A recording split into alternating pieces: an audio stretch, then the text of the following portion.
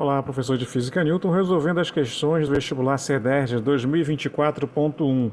Questões de Física. Deixe o seu like e inscreva-se no canal.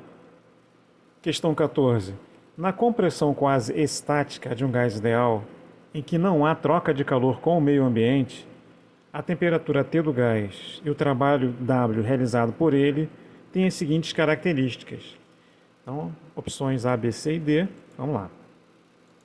Ok, então compressão quase estática. Na compressão quase estática, o volume do gás é reduzido lentamente e se encontra sempre em um estado de equilíbrio. Então, quando ele coloca a questão do processo ser quase estático, é porque as medidas podem ser feitas. Então, como é uma compressão, definindo V como sendo o volume do gás ideal, significa que a variação do volume é negativa, porque numa compressão o volume diminui. Então, a variação do volume é negativa. Ok. Se essa variação no volume é negativa, significa que o trabalho realizado sobre o gás é negativo.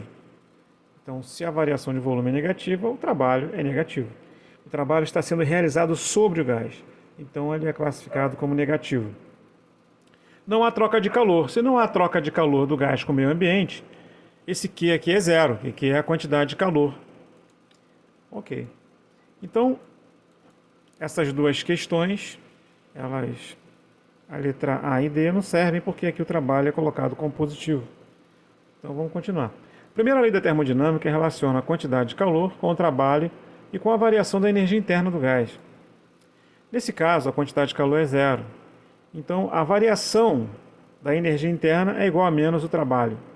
Ok? Aí você passa o trabalho para o lado de lá, fica negativo. Então ΔO igual a menos W.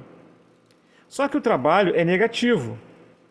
Então, o negativo com esse negativo fica positivo. Então, o ΔU é maior que zero. Então, aqui o trabalho é negativo. Então, o valor qualquer valor que colocarmos aqui, vamos supor que seja menos 20. Menos 20 com o menos que aparece aqui vai dar mais 20. Tá? Então, se o trabalho é negativo, por causa desse menos aqui na frente, o ΔU é maior que zero. A variação da energia interna se relaciona com a variação de temperatura por essa expressão. Significa o seguinte, que quanto maior a variação da energia interna, maior será a variação de temperatura. Né? Ou seja, se ΔU é positivo, ΔT é positivo. Se ΔT é positivo, significa que há aumento de temperatura. Então, se a variação de uma grandeza é positiva, ela está aumentando. Então, neste caso aqui, T permanecer constante é um erro, porque há aumento. Então, a resposta só pode ser a letra C. Obrigado.